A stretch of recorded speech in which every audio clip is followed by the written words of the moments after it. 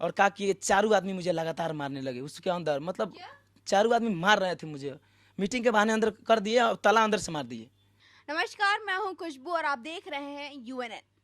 YouTube की जब भी बात आती है तो कई ऐसे चेहरे सामने आ जाते हैं, क्योंकि यही एकमात्र ऐसा प्लेटफॉर्म है जो लोगों को अपनी पहचान बनाने का पूरा पूरा मौका देता है।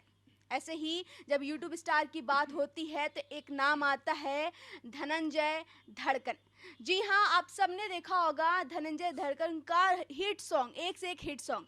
लेकिन उनके जो फैंस हैं वो थोड़े परेशान हैं। वो जानना चाहते हैं कि आखिर धनंजय जी 1 महीने से गायब कहाँ हैं।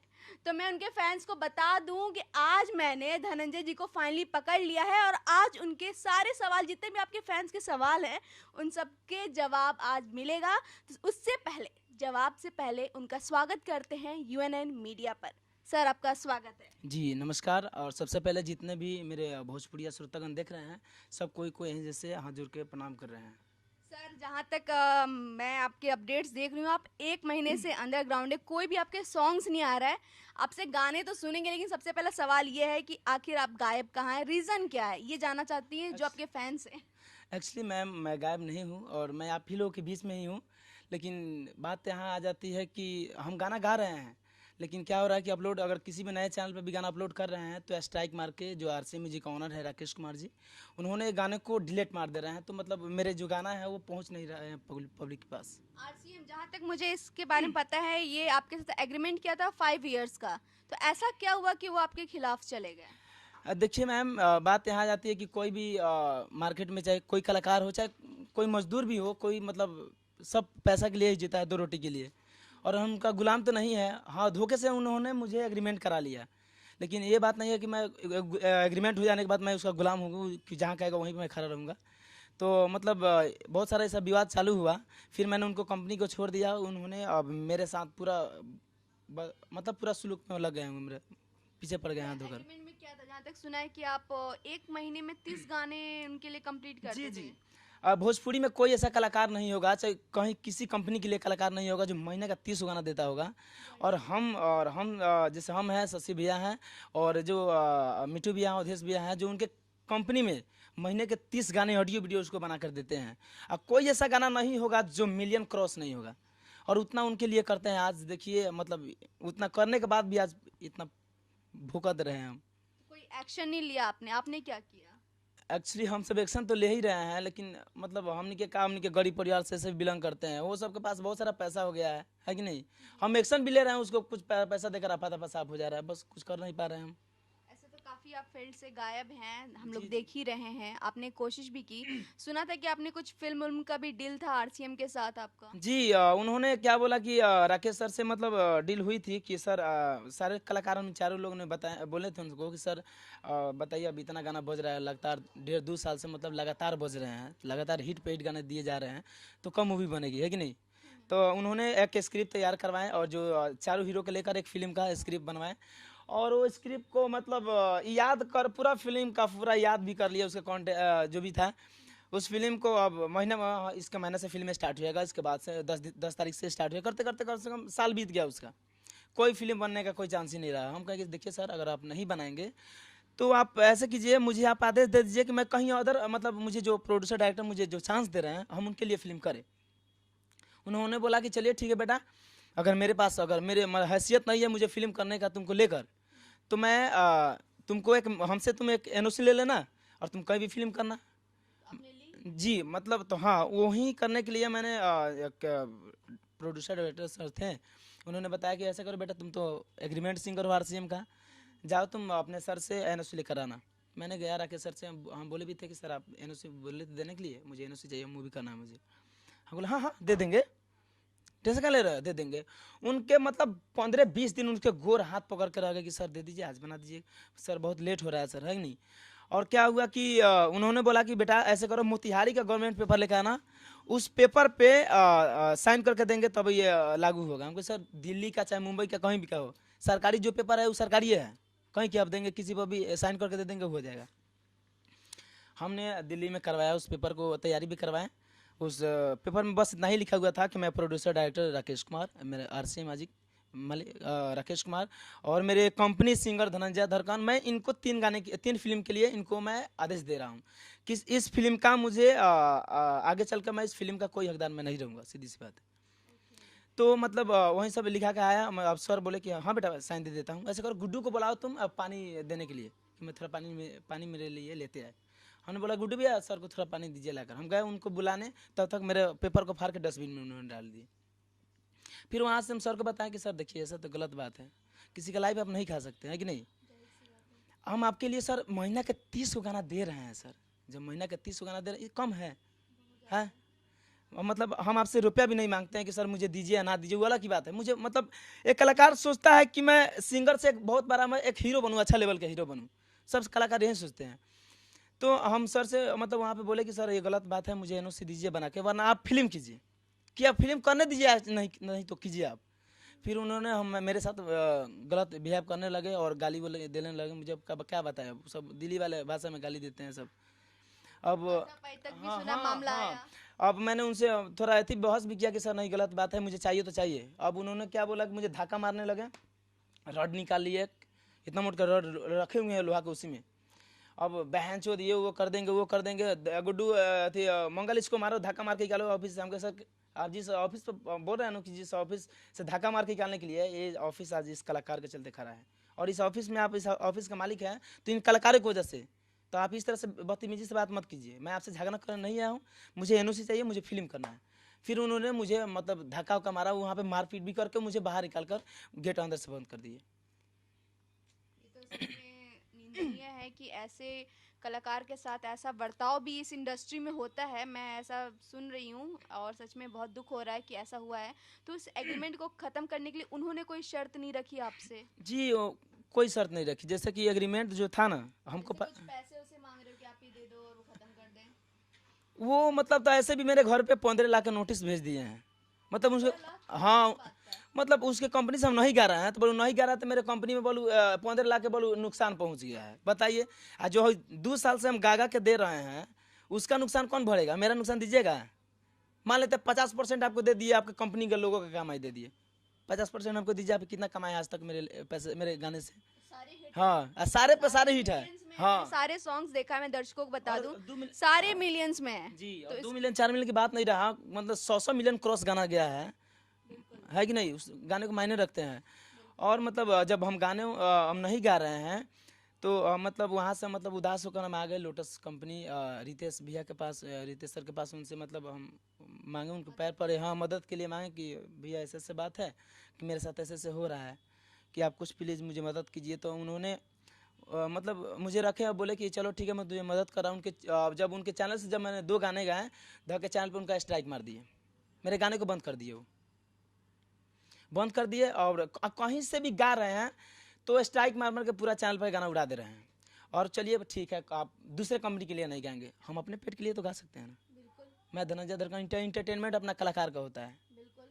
तो मैंने अपना इंटरटेनमेंट बनाया और उन्होंने क्या किया कि मेरे इंटरटेनमेंट को कम से कम 4 से 5 स्ट्राइक मार के चैनल को सस्पेंड कर दिए। तो हम खाए कहाँ, पिए कहाँ से? मेरा सिंगिंग ही मेरा रोजी रोटी है। अगर मैं गाऊंगा ही नहीं तो मतलब मेरा घर परिवार कैसे चलेगा? इसके लिए फिर अब आगे आप क्या करने वाले हैं, क्या सोचा है? अब आगे देखिए मैम, सारे रास्ते तो उन्होंने बंद कर दिया, आप किसी भी प्लेटफॉर्म से गाएंगे वो स्ट्राइक मार देंगे, तो आगे आपका कदम क्या होगा? देखिए अब आगे कदम हम क्या करें, हम श्रोता सब यही कहना चाहेंगे कि अब मतलब कोशिश कर रहे हैं कि अगर उन्होंने छोड़ दिया तो बहुत अच्छा है। पिता तुल्य समान है। आज भी मतलब आज भी उनका मैं पैर ही छू कर कभी भी मिलेंगे तो प्रणाम पाती करेंगे, उनका रिस्पेक्ट आज भी वही करेंगे। लेकिन बताइए, एक दिन का बात है कि एक भैया का स्टूडियो था, उनके स्टूडियो पे बर्थडे था उनका, स्टूडियो वाले का। मैं उनके स्टूडियो पे गया और मतलब सारे कलाकारों को उन्होंने इन्वाइट किए थे। हम उनके स्टूडियो पे पहुँचे और हम यहाँ से शशि भैया, शशि लाल यादव और हम पहुँचे वहाँ पे। और RCM म्यूजिक का कोई भी कलाकार को वहाँ पे इनवाइट नहीं था। हाँ, और तो वहाँ पे गए हम सब, उनका सेलिब्रेट किए, उनका मतलब बर्थडे पार्टी मनाए, बहुत हंसे गाए, मजाक उड़ाए, मतलब नाचे गाए, है ना। वहाँ पे क्या हुआ कि किसी को पता लग गया, उसके चमचे कोई RCM का आ गया था और पता लगा कि कि धनंजय धरकन और शशि लाल यादव इनके स्टूडियो में, विराज जी के स्टूडियो में मौजूद हैं। क्या किए कि RCM म्यूजिक के ऑनर राकेश कुमार और उसके भाई का एक कंपनी है संजीवनी म्यूजिक, उनका भाई विपिन बिहारी नाम है शायद, वो आया, और राजमंगल जी, उसके बाद में गुड्डू, 4 आदमी आए। और आए तो मंगल जी पहले आए तो उनका मैं पैर भी छुआ कि भी अपना, तो उन्होंने बोला हाँ ठीक है, खुशी रहा। अब लगे हंसी मजाक उड़ाने लगे भाई, लड़किया का मजाक उड़ाए का कर लेबो, तो हमारे हक रहा जी, तोरा के कोई नहीं है बात बगी ना। तो उनको मतलब उसके बाद में देखे तब तक 3-4 आदमी आ गए। अब बोले कि शशि भैया को बोले और मेरे को धनंजय से मुझे मीटिंग करना है। अब जानते हैं कि मैम कि स्टूडियो जो बनाया जाता है वोकल रूम बहुत ही मतलब सॉफ्ट बनाया जाता है ताकि वहाँ से वोकल बाहर ना आए। उन्होंने मुझे उसके अंदर ले गए और बोले कि धनंजय चलो अंदर मीटिंग लेना है तुमसे। शशि भैया से पूछे, बोला हाँ ज़्यादा कॉम्प्रोमाइज़ करने के लिए बुलाएंगे तो जाइए। हम गए। उसके बाद में क्या हुआ कि 4 आदमी घुसे उसके अंदर और ऑफिस को बंद कर दिया, वहाँ से ताला मार दिया अंदर से, और कहा कि 4 आदमी मुझे लगातार मारने लगे उसके अंदर, मतलब 4 आदमी मार रहे थे मुझे, मीटिंग के बहाने अंदर कर दिए और ताला अंदर से मार दिए। और एक आदमी मुंह में डाल दिया था ना, मतलब आवाज़ भी बाहर नहीं जा पा रहा था, और एक आदमी हाथ पकड़ लिया था, मार रहा था लगातार 4 आदमी। बताइए मैम। और मतलब ऐसा ऐसा मेरे साथ हुआ। मैं शर्म के बारे में नहीं बोलता हूँ पब्लिक को कि कैसा, मतलब यार आज जो बिहार का सुपर स्टार है आज उसके साथ ऐसा हो रहा है, तो मुझे मेरा भी स्टेटस थोड़ा गिरता है, तो मतलब हम नहीं बताना चाहते थे, लेकिन आपने पुलिस कंप्लेन नहीं की? जी तो बताते हैं मैम। तो एक्चुअली मार के मेरा माथा तो सारा फाड़ दिया। स्टेटमेंट मैं 3 बजे रात को करवाया, मैं हॉस्पिटल में जाके, सरकारी हॉस्पिटल में। स्टेटमेंट भी मेरा हुआ, पूरा शरीर पूरा फाड़ उड़ दिए थे। तो मतलब हम पुलिस में भी गए, और क्या किया कि इन्होंने मुझे मारने से पहले 100 नंबर पर कॉल करके और बोल दिए थे कि मेरा धनंजय दरकन चैन लेकर छीन के भाग गया है, इससे पहले ही है। तब मुझे मारा, और मार के वहाँ से कट टू फिरार हो गए। फिर मतलब वहाँ पे जो फैन फॉलोइंग थे, मतलब जो जैसे दरवाजा खुला तो सारे लोग देखने लगे कि धनंजय का क्या हुआ क्या हुआ। हम बहुत मतलब रो नहीं पा रहे थे, मतलब इतना मतलब चोट लग गया था मुझे कि हम अपने, मतलब बताइए अब हमने ऐसा लग गया कि 4 आदमी मिल के मारे, अभी रूम में बंद करके, क्या मतलब कैसे महसूस हो। तो हम बोल नहीं पा रहे थे, बहुत रो रहे थे। तो मतलब जो मेरे फैन फॉलोइंग थे वहाँ पे, उन्होंने क्या किया कि उनको खोजने लगे, कहाँ कहाँ गए, कहाँ मारपीट हुआ, कुछ मुझे समझ में नहीं आया। फिर मैं गए थाने में, गए हम मंडावली थाना में। तो वहाँ से मैंने मतलब सर को मतलब कंप्लेंट भी किया। तो वहाँ पे तो उन्होंने राकेश सर के पास कॉल किए, तो वो बोले कि ऐसे सर बोलू, वो बोलू चुतिया लग गया है, बोलू मेरा चैन चुरा के भाग गया है। तो चैन चुराने के लिए लड़का जाएगा कि लड़का के पास आप आइएगा, मतलब चैन चुराने हम गए थे, तो हम नु आपके पास जाते चुराने कि आप आए, आप ही मेरे पास है, हम ही चुरा लिया आपको। इतना हुआ। फिर बोले पुलिस सर बोले कि ऐसे कीजिए, आप पहले थाने में आइए, फिर मैं आपसे बात करता हूँ। कहा कि ये कि हाँ हाँ मैं आ रहा हूँ। कहा कि ये दोनों भाई मोबाइल ऑफ किए और घर में ताला मार के फरार हो गए पूरी रात। बारिश हो रहा था उस रात में, हम और सर पुलिस जो थे गए थे उनके रूम पे, देखे सारा और ताला वाला मार के फरार हो गए थे सब कोई। फिर कुछ वहाँ पे हुआ ना, ये तो जाकर रात को स्टेटमेंट कराए। उसके बाद में हम सब आए रूम पे, सोए, दवाई ववाई लेके खा रहे थे। उसके बाद कोई अपडेट? पुलिस ने फिर उनको पकड़ा, हाथ लगे वो पुलिस के? जो पुलिस का अब हाथ ही नहीं लगी। अब उसके कल 2 दिन बाद में गया था उसी थाने में, कुछ लिखवा, उसी से बात विचार कर रहे थे कि सर ऐसा ऐसा बात ऐसे ऐसे। तब तक हम उसी दिन गए थे कि सर क्या हुआ सर, मतलब कुछ आप एक्शन लिए कि नहीं लिए। तब तक उसी में गए तो हम देख लिए कि वो जा रहे हैं सामने से। हम बताए सर यही आदमी है जो जा रहे हैं अंदर। सच में गए तो लोग दूसरे आदमी से वो बात विचार कर रहे थे, क्या क्या बात कर रहे थे मैं नहीं जानता। फिर उसके कल ही मेरा प्रोग्राम था। तो मतलब जो सर थे वहाँ के, पहले बैठा उसको भी पकड़ के ले गए, चलो पहले ऊपर चलो, ले गए, एक साथ बैठाया। उसके बाद में बोले कि क्यों किया इस तरह से, मतलब इसको क्यों मारा है।